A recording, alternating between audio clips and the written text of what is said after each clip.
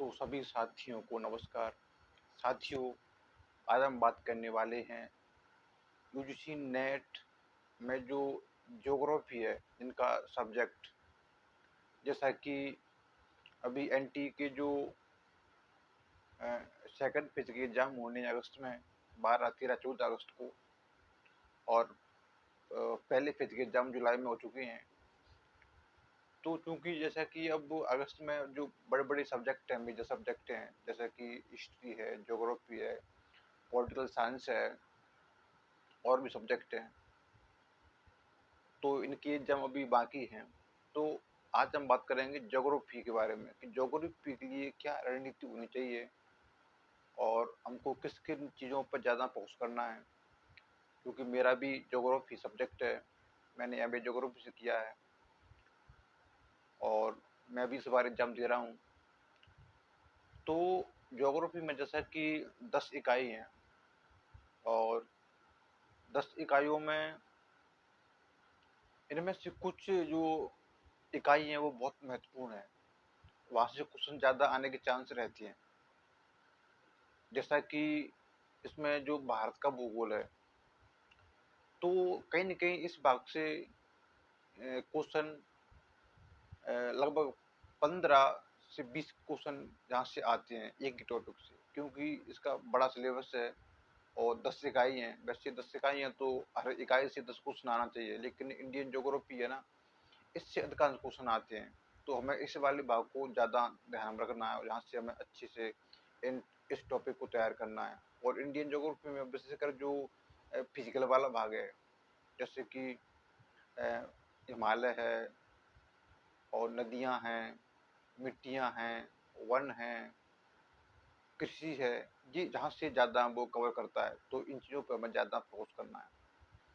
उसके बाद साथियों आता है जो भौगोलिक चिंतन का इतिहास है, जो भौगोलिक थॉट है, ये ये इकाई भी काफ़ी महत्वपूर्ण है, जहाँ से भी क्वेश्चन लगभग 10-12 क्वेश्चन हर साल देखने को मिल जाते हैं।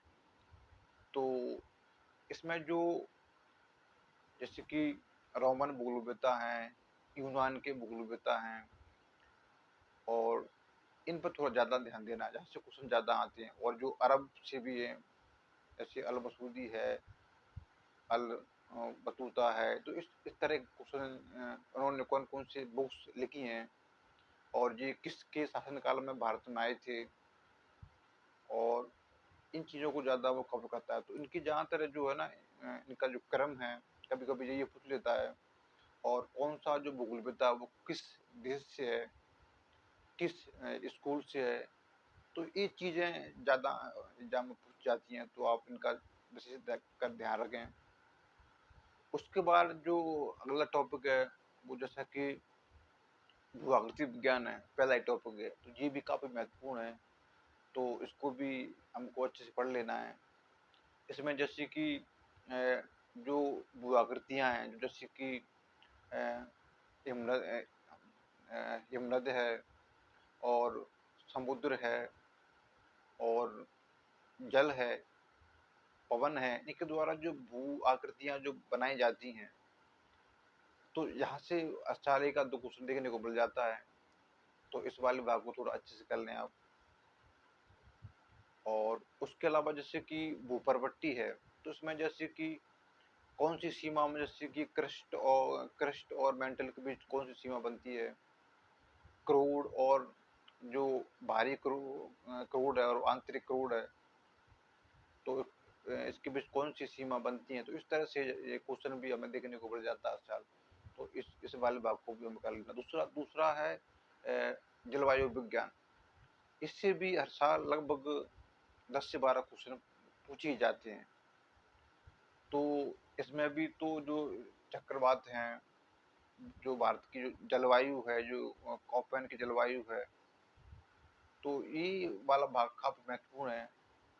उसके बाद समुद्र विज्ञान है, तो जहाँ से क्वेश्चन तो वैसे ज़्यादा नहीं आते हैं, लेकिन जहाँ से भी लगभग 5-6 क्वेश्चन अक्सर देखने को मिल जाते हैं। तो इसमें तो जो समुद्री धाराएँ हैं, प्रवालवृत्तियाँ हैं, ज्वार-भाटा है, तो थोड़ा इनको देख लेना है। उसके बाद जो अधिवासी भूगोल है, नगरीय भूगोल है, ये आजकल बड़ा ट्रेंड कर रहा है। तो जहाँ से भी काफ़ी क्वेश्चन पूछे जा रहे हैं, तो अदबास भूगोलों में जो नगरीय अदबास है, ग्रामीण अदबास है, नगर की क्या-क्या मतलब प्राथमिकताएँ होती हैं, तो इस तरह से यहाँ से क्वेश्चन सर पूछे जा रहे हैं, तो उस वाले भाग को भी आप अच्छे से पढ़ लें। उसके बाद जैसे कि कृषि भूगोल है, आर्थिक भूगोल है, मानव मानव भूगोल है और जो अ, राजनीतिक भूगोल है, जहाँ से भी क्वेश्चन देखने को मिल जाते हैं साथियों, तो थोड़ा इनको भी पढ़ लेना है। उसके बाद जो मानचित्र भूगोल है, साथियों चूँकि इसको अधिकांश छात्र नहीं पढ़ते हैं, लेकिन ये भी भाग काफ़ी महत्वपूर्ण है, इसमें जैसे कि जीएसआई है, रिमोट सेंसिंग है, इस तरह से यहाँ से क्वेश्चन बनते हैं। तो साथियों आप सभी को इन निकायों को अच्छे से पढ़ लेना है। तो साथियों आज इस वीडियो में इतना ही। धन्यवाद।